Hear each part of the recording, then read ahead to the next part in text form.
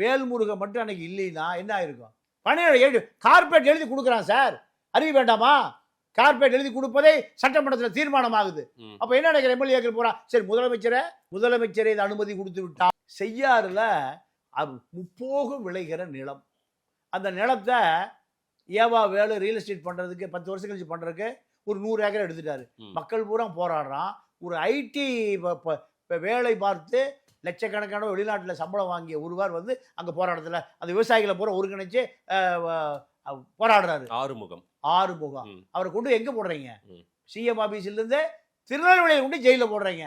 ஏன் பொண்டாட்டி உள்ள வேலூர் போய் பார்க்காதா? செய்யாறு எங்க இருக்கு, வேலூர் எங்க இருக்கு? அதை தாண்டி கடலூர் ஜெயில் இருக்கு, திருச்சி இருக்கு, மதுரை இருக்கு, திருநெல்வேலியில. சார் இதுக்கெல்லாம் நீங்க பதில் சொல்லி ஆகணும். யாரும் தப்பிக்க முடியாது. அரசன் அன்றே கொள்வான், மக்கள் நின்றே கேட்பான். அப்போ ஓடி போய் அவரை ஏங்க குண்டர் சட்டத்தை அடைச்சிங்க? அவர் என்ன சாராயம் வித்தானா, கஞ்சா வித்தானா, அபின் கடத்தினானா, இல்லை ஏதாவது சர்வதேச நாடுகளை கொகைன் கடத்திட்டு வந்தானா? ஒன்று பா. அப்போ முதலமைச்சர் என்னுடைய கவனத்துக்கு வள்ளியே. இப்போ என்னங்க நடக்குது? வேல்முருகன் அன்றைக்கு முதலமைச்சருடைய கவனத்துக்கு கொண்டு போனதுக்கு பிறகு குண்டர் சட்டம் ரத்து செய்யப்பட்டது. இப்படி அடிக்கிட்டே போகலாம். ஈழத்தமிழர் பிரச்சனை என்ன கேட்குறாரு? அவர் ஈழத்தமிழரா? அவர் அகதி முகாமிலே படுத்து கிடக்கிறாரு. ஏங்க இதை ஈழத்தமிழர் பூரா கெஞ்சறான். இதை ஒரு ஜெனோசைடு, இது ஒரு இனப்படுகொலைன்னு ஒரு சட்டசபை தீர்மானம் நிறைவேற்றுன்னு சொல்றாங்க. முடியவே முடியாதுங்க. அப்போ இதெல்லாம் தான். அப்போ என்ன நினைக்கிறாங்க?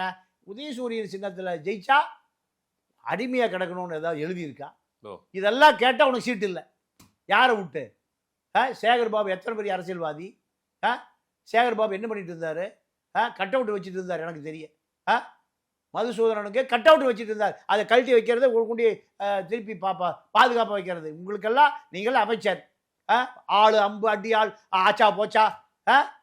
மன்னி முகலாய அரச கடைசி அரச பகதூர் ஷா இந்தியாவையே பல ஆண்டு காலம் 300 ஆண்டு காலம் கட்டி ஆண்டவனை கொண்டு போய் வெள்ளக்காரன் வந்த பிறகு எங்கூடி ஜெயிலில் போட்டான், மலேசியா ஜெயிலில் போட்டான். கெஞ்சலாம், என் தாத்தா பாட்டை மூட்டெல்லாம் 300 ஆண்டு காலம் முகலாயர்கள் இந்தியாவை கட்டி ஆண்டான். நாங்கெல்லாம் பகதூர் ஷாக்கள். எனக்கு செத்து போன என் பாடியை கொண்டு டெல்லியில் புதைறானா. 300 ஆண்டு காலம் ஒரு இந்த நாட்டையே கட்டி ஆண்டவன் எவ்வளோ பெரிய அதிகார மையம். வெள்ளைக்காரன் சொல்லிட்டான், அங்கேயே புதையிறான்ட்டான். எங்க?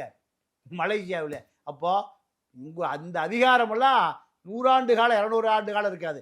மக்களுக்கு பதில் சொல்லி ஆகணும்.